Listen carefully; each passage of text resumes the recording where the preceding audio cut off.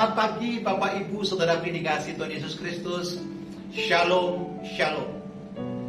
Damai sejahtera di dalam nama Allah Bapa, Allah Putra, dan Roh Kudus senantiasa hadir dalam kehidupan saudara, hadir dalam pekerjaan saudara, hadir dalam keluarga kita, bahkan anak cucu mantu kita.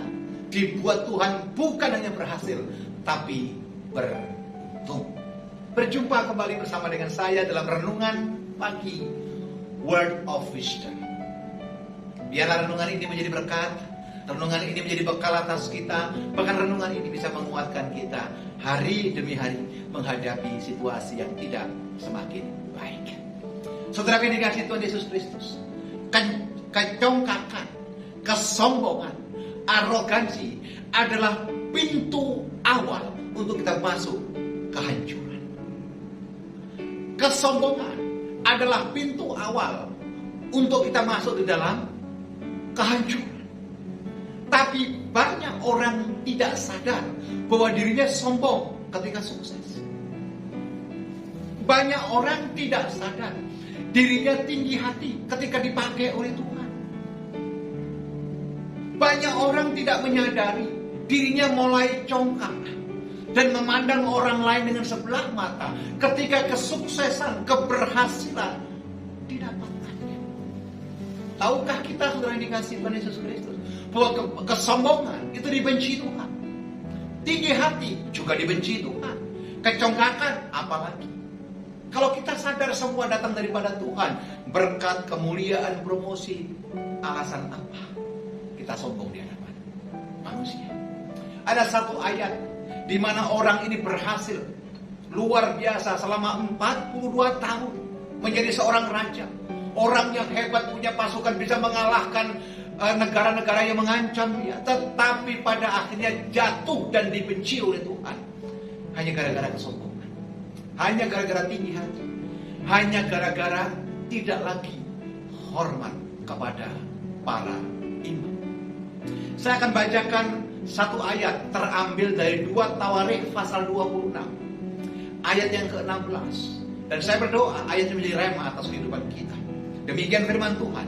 Setelah ia ini Uzia, setelah ia menjadi kuat, ia menjadi tinggi hati. Dalam Kamus Besar Bahasa Indonesia, tinggi hati garis miring sombong, garis miring congkak, garis miring arogan, sehingga ia melakukan hal yang merusak. Ia berubah setia kepada Tuhan Allahnya dan memasuki bait Tuhan untuk membakar ukupan di atas mezbah pembakaran ukupan. Saudara bayangkan, di zaman raja-raja, seorang raja tidak berhak membakar korban ukupan. Yang berhak membakar adalah para imam-imam yang telah ditetapkan. Dalam hal ini adalah keturunan daripada imam-imam Harun. Tetapi ketika usia mulai kuat, mulai hebat, mulai terkenal, ada kepongahan. Makanya Alkitab berkata apa? Setelah menjadi kuat, ia menjadi tinggi. Bapak Ibu Saudara yang dikasihi Tuhan Yesus Kristus yang setia mengikuti Word of Wisdom, mari kita minta di hadapan Tuhan, dijauhkan kiranya kita dari kesombongan, dijauhkan kiranya kita dari sikap tinggi hati, dijauhkan kiranya kita dari sikap untuk melecehkan, bahkan memandang orang lain yang sebelah mata. Ingat, segala sesuatu yang kita punya itu sementara.